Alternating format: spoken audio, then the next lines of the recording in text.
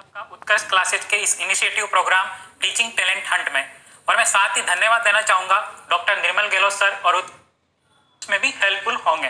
तो चलिए शुरू करते हैं आज के पहले प्रश्न को। पहला प्रश्न है कि मनोविज्ञान विषय की उत्पत्ति से हुई है। आपको बताना है कि जो आपका मनोविज्ञान विषय है किस विषय से उत्पन्न हुआ है। ऑप्शंस हैं समाजशास्त्र, दर्शन शास्त्र, नृविज्ञान और प्राकृतिक विज्ञान। मनोविज्ञान जो है यहाँ पर साइकोलॉजी जिसे हम कहते हैं वो दो शब्दों से मिलकर बना हुआ है। एक है साइकी और दूसरा है लोगोस। साइकी का मतलब होता है आत्मा और लोगोस का मतलब होता है अध्ययन करना, यानी आत्मा का अध्ययन करना, जो सबसे पहले बताया गया था मनोविज्ञान के बारे में अरस्तु के समय। अरस्तु ने इसके बारे में क्या बताया था? अरस्तु ने बताया था कि आत्मा का अध्ययन ही मनोविज्ञान कहलाता है, और अरस्तु के समय में मनोविज्ञान की उत्पत्ति दर्शन शास्त्र विषय से हुई थी। तो इसका सही आंसर क्या होगा? ऑप्शन बी, दर्शन शास्त्र। नेक्स्ट क्वेश्चन है शिक्षा मनोविज्ञान संबंधित है। आपको बताना है कि जो शिक्षा मनोविज्ञान है किससे संबंधित होता है। मनोविज्ञान का मतलब होता है व्यवहार का अध्ययन करना, पर जब उसी को हम शिक्षा से जोड़ देते हैं, यानी शिक्षा मनोविज्ञान, शिक्षा के क्षेत्र में आप मनोविज्ञान का किस तरह उपयोग कर पा रहे हो, वो आपका शिक्षा मनोविज्ञान होता है। ऑप्शन से अधिगम प्रक्रिया से, अधिगम अनुभव से, अधिगमकर्ता और उपयुक्त सभी। साथियों, शिक्षा मनोविज्ञान में एक शैक्षिक प्रक्रिया का हमें पालन करना होता है, और वो शैक्षिक प्रक्रिया इन्हीं कुछ चरणों से गुजरती है, जिसमें सबसे पहले शामिल है आपका अधिगम प्रक्रिया, अधिगम अनुभव, अधिगमकर्ता। इसके अलावा यहाँ पर एक शिक्षक, दूसरा मापन और मूल्यांकन, जो सबसे एंड में शिक्षा प्रक्रिया जो होती है, शैक्षिक प्रक्रिया, उसके एंड में मापन और मूल्यांकन किया जाता है।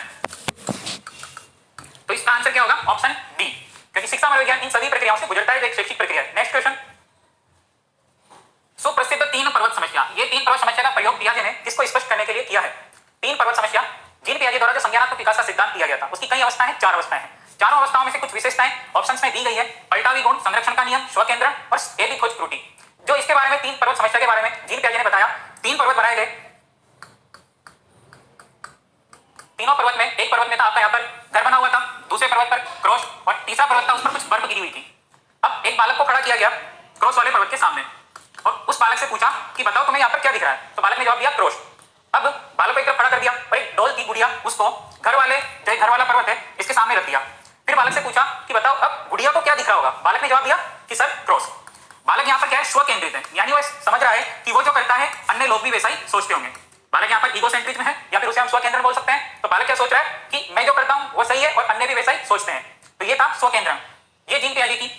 पलटावी का गुण आपका जो है कंफर्मेशन होता है। पलटावी का गुण जैसे आप कोई संख्या है, 2 को 3 से मल्टीप्लाई करने पर आपका रिजल्ट कितना आता है? 6। इसी तरह 3 को अगर 2 से करें तब भी 6 आएगा। पर बालक को यह पता है कि 2 × 3 6 है, पर उससे हम पूछते हैं कि क्या 3 × 2 कितना होगा, तो बालक जवाब नहीं दे पाता है, असहज महसूस करता है। इस कारण ये जो दोष होगा वो पलटावी का होगा। संरक्षण का नियम, पदार्थ की अवस्थाएं परिवर्तित कर दें, जैसे उसकी भौतिक अवस्था परिवर्तित कर दें तो पदार्थ की मूलभूत अवस्था वैसी है, वो संरक्षण का नियम है। स्वकेंद्रण, तो तीन पर्वत समस्या का प्रयोग पियाजे ने किसको स्पष्ट करने के लिए किया है? स्वकेंद्रण। नेक्स्ट क्वेश्चन है अल्बर्ट बंडूरा द्वारा प्रतिपादित अधिगम सिद्धांत को किस नाम से जाना जाता है? 4 ऑप्शन है, सभी अधिगम के सिद्धांत है। चिन्ह अधिगम सिद्धांत, अंतर्दृष्टि अधिगम सिद्धांत, प्रेक्षणात्मक अधिगम सिद्धांत, सामीप्य अधिगम सिद्धांत। सबसे पहले जो चिन्ह अधिगम सिद्धांत है ये किसके द्वारा दिया गया था? एडवर्ड जे स्टोलमैन के द्वारा। और इसमें यह बताया गया कि आपकी शिक्षण प्रक्रिया, जो शिक्षण प्रक्रिया है वो उद्देश्यपूर्ण होनी चाहिए। दूसरा सिद्धांत है अंतर्दृष्टि अधिगम का सिद्धांत, ये दिया गया था गेस्टाल्ट साइकोलॉजी के जो जनक है कोहलर के द्वारा। तीसरा है प्रेक्षणात्मक अधिगम सिद्धांत, इसे जो है सामाजिक अधिगम का सिद्धांत भी कहा जाता है, ये दिया गया था अल्बर्ट बंडूरा के द्वारा। सामाजिक अधिगम सिद्धांत का मतलब ये है कि एक बालक को जब आप रखोगे किसी वातावरण में तो उसे पता नहीं होता है कि उसके लिए क्या अच्छा है और क्या गलत है। बच्चा वही सीखता है जो देख रहा है, इसलिए हमें जरूरत है कि बच्चे को एक ऐसे सामाजिक वातावरण में रखें जो उसके लिए लाभदायक हो और वो उससे अच्छे गुण ग्रहण करें।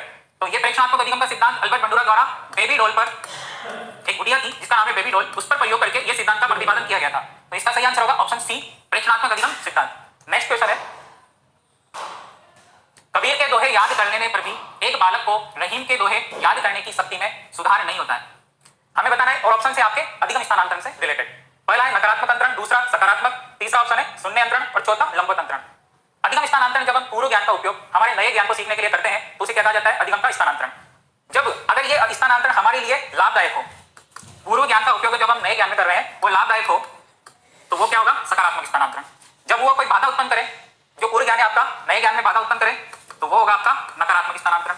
और वह ज्ञान जो आपका ना तो बाधा उत्पन्न करे ना सहायता करे, उसे कहते हैं शून्य अंतरण। तो देखिए साथियों, कबीर के दोहे और रहीम के दोहे दोनों अलग अलग विषय वस्तु है, दोनों का एक दूसरे से कोई कंपैरिजन नहीं है। तो एक बच्चा क्या कबीर के दोहे याद करने पर उसी गति से रहीम के दोहे याद कर सकता है? ऐसा संभव नहीं है, क्योंकि रहीम के दोहे अलग है, कबीर के दोहे अलग है, दोनों में कोई संबंध नहीं है। तो यहाँ पर कौन सा अंतरण होगा? शून्य अंतरण। नेक्स्ट क्वेश्चन है विपिन एक दिवा स्वप्न दृष्टा है, वह पुस्तकों को पढ़ने में रुचि रखता है और गैर मित्रों से अपने विचार प्रस्तुत नहीं कर सकता है। यह व्यक्तित्व का कौन सा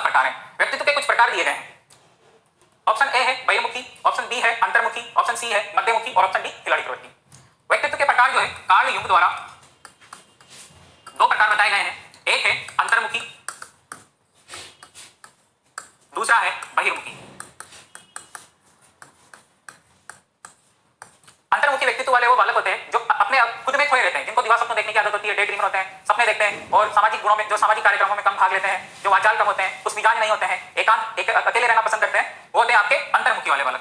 इसके विपरीत बहिर्मुखी कौन होते हैं? जो सामाजिक गुण जिनमें ज्यादा पाए जाते हैं और जो कुछ मिजाज होते हैं, एकांत में रहना पसंद नहीं करते हैं, वो बहिर्मुखी बालक होते हैं। तो यहाँ पर जैसे विपिन है तो वो दिवास्वप्न है, यानी डे ड्रीमर है, और इसके साथ वो विचार अपने जो है खुल करके दूसरों के सामने एक्सप्लेन नहीं कर पा रहा है, तो व्याख्या नहीं कर पा रहा है, तो इसका कौन सा होगा यहाँ पर? अंतर्मुखी। सेकंड ऑप्शन इसका सही आंसर होगा अंतर्मुखी। नेक्स्ट क्वेश्चन है, थॉर्नडाइक ने किस बुद्धि सिद्धांत का प्रतिपादन किया? थॉर्नडाइक के द्वारा कौन सा बुद्धि सिद्धांत इनमें से प्रतिपादित किया गया है? ऑप्शन है बहुबुद्धि सिद्धांत, बहुकारक बहुतत्व बुद्धि सिद्धांत, समूहकारक बुद्धि सिद्धांत, प्रतिरस बुद्धि सिद्धांत। ऑप्शन को देख लेते हैं कि बहुबुद्धि सिद्धांत किसके द्वारा दिया गया था। बहुबुद्धि सिद्धांत हार्वर्ड गार्डनर के द्वारा दिया गया था और इन्होंने जो है बुद्धि के 8 प्रकार बताए। ये आप जानते होंगे कि 8 प्रकार कौन कौन से हैं। दूसरा है बहुकारक बहुतत्व बुद्धि सिद्धांत, ये जो है थॉर्नडाइक के द्वारा दिया गया था। क्वेश्चन में पूछा क्या है, निम्न में से कौन सा बुद्धि का सिद्धांत है जो कि थॉर्नडाइक के द्वारा दिया गया है? थॉर्नडाइक ने बुद्धि का सिद्धांत दिया था। इस सिद्धांत को जो है बालू का सिद्धांत भी कहते हैं, क्योंकि इसमें बुद्धि की तुलना रेत के टीले से करी थी। रेत का टीला, इसलिए इसे बालू का सिद्धांत कहते हैं, और परमाणु से भी की थी, इसलिए इसे परमाणु का सिद्धांत कहते हैं। और थॉर्नडाइक ने बताया कि किसी भी तत्व के सामान्य तत्व नहीं पाए जाते हैं। बुद्धि जो होती है 3 तत्वों से मिलकर बनी होती है, सामान्य, समूह और विशिष्ट। तो बुद्धि में सामान्य तत्व नहीं पाए जाते हैं, बल्कि बहुत सारी मात्रा में स्वतंत्र विशिष्ट तत्व, साथियों ध्यान रखिएगा, स्वतंत्र विशिष्ट तत्व, बहुत सारी मात्रा में स्वतंत्र विशिष्ट तत्व पाए जाते हैं, जिनकी कोई अपनी सत्ता नहीं होती है, इसलिए इसे असत्तात्मक सिद्धांत भी कहा जाता है। तो थॉर्नडाइक ने कौन से बुद्धि के सिद्धांत का प्रतिपादन किया? ऑप्शन बी, बहुकारक या बहुतत्व बुद्धि सिद्धांत। नेक्स्ट है, एक विद्यार्थी किसी पाठ को इसलिए याद कर रहा है क्योंकि शिक्षक ने उसे याद करने पर पुरस्कार देने की घोषणा की है, उसका वादा किया है, तो छात्र अभिप्रेरित है। ऑप्शन है बाह्य रूप से, आंतरिक रूप से, अध्यापक को सम्मान देने के लिए, उपयुक्त में से कोई नहीं। आज ज्यादातर लोग इसी ऑप्शन पे जाओगे क्योंकि बाह्य। अब जब हम अभिप्रेरणा की बात करते हैं तो 2 प्रकार की अभिप्रेरणा होती है, आंतरिक अभिप्रेरणा और बाह्य अभिप्रेरणा। आंतरिक अभिप्रेरणा और बाह्य अभिप्रेरणा। जब बालक स्वयं मोटिवेटेड हो जाए, किसी कार्य को करने के लिए उसे किसी व्यक्ति की जरूरत नहीं पड़े, उसे कहना नहीं पड़े कि तू इस कार्य को तब करेगा जब मैं तुम्हें पुरस्कार दूंगा, तो बच्चा क्या करेगा? पुरस्कार देने से उसके मन में लालच आएगा और वो न सीख रहा है तब भी वो सीखने का प्रयास करेगा और उस कार्य को करेगा, तो क्या हो जाएगा हमारा? बाह्य अभिप्रेरणा। जैसा कि यहाँ पर विद्यार्थी को पाठ इसलिए याद कर रहा है वो क्योंकि शिक्षक ने उसे याद करने पर पुरस्कार देने की घोषणा करी है। तो बाह्य अभिप्रेरणा क्या होती है? जब किसी व्यक्ति के द्वारा बालक को कोई लोभ या लालच दिया जाए या कोई पुरस्कार देने की घोषणा की जाए या उसे दंड भी दिया जाए, तब भी वो क्या होगा? बाह्य अभिप्रेरणा। क्योंकि जरूरी नहीं है कि बालक को मोटिवेट करने के लिए हम उसको पुरस्कार ही दें, इसके लिए हम उसको जो है दंड भी दे सकते हैं, पनिशमेंट भी दे सकते हैं, क्योंकि बालक तब भी उसमें अभिप्रेरित होगा, वो बाह्य रूप से अभिप्रेरित होगा। आंतरिक अभिप्रेरणा, जब बालक खुद मोटिवेटेड होता है, सेल्फ मोटिवेटेड होता है, तो उसे आंतरिक अभिप्रेरणा कहते हैं। तो इस क्वेश्चन का सही आंसर होगा बाह्य रूप से, ऑप्शन ए। नेक्स्ट क्वेश्चन है, एक बालक द्वारा अपना अस्तित्व भूलकर किसी दूसरे व्यक्ति के गुणों और अवगुणों का अनुकरण करना कहलाता है। ऑप्शन है प्रतिगमन, प्रक्षेपण, तदात्मीकरण, शोधन।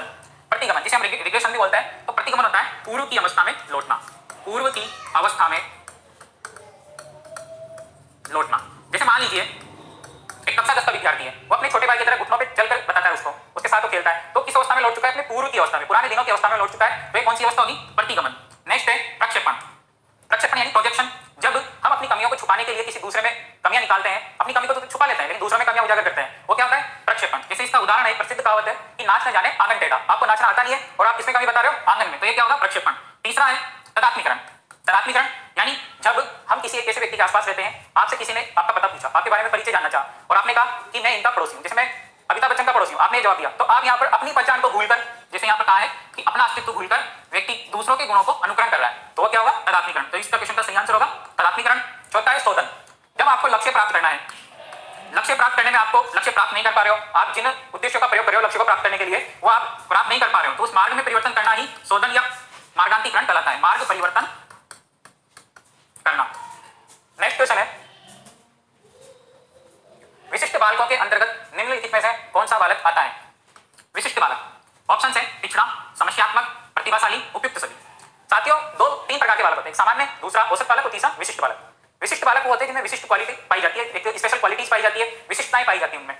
सामान्य बालकों में वो सामान्य बालकों से भिन्न होते हैं, यानी वो प्रतिभाशाली भी हो सकते हैं, वो मंद बुद्धि भी हो सकते हैं, वो बाल अपराधी बालक भी हो सकते हैं, तो उनमें विशिष्टताएं जो पाई जाती हैं विशिष्ट बालकों में, वो कौन कौन सी होती है हमें बताना है।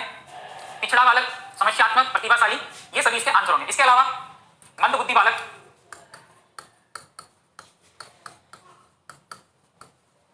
और बाल अपराधी बालक भी इसका आंसर होगा। बाल अपराधी बालक, ये भी विशिष्ट बालक की विशेषताएं होती है, तो इसका सही आंसर होगा ऑप्शन डी।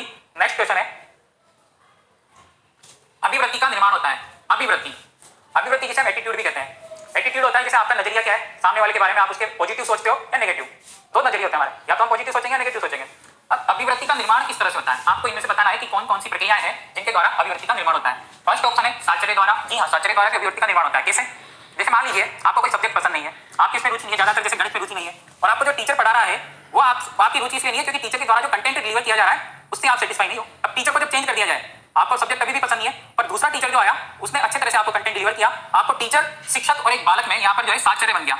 शिक्षक और बालक में साहचर्य स्थापित हो गया, इसके बीच में, शिक्षक बालक के बीच में। तो जिस बालक को वो सब्जेक्ट पसंद नहीं था, अब वो उस सब्जेक्ट में भी रुचि लेगा। ये होता है साहचर्य। रुचि लेगा यानी कि उसका सकारात्मक दृष्टिकोण उस सब्जेक्ट के लिए बन जाएगा। पहले कौन सा था? नकारात्मक। तो ये इसका एक पॉइंट होगा कि निर्माण किस तरह से होता है। दूसरा है प्रतिरूपण द्वारा।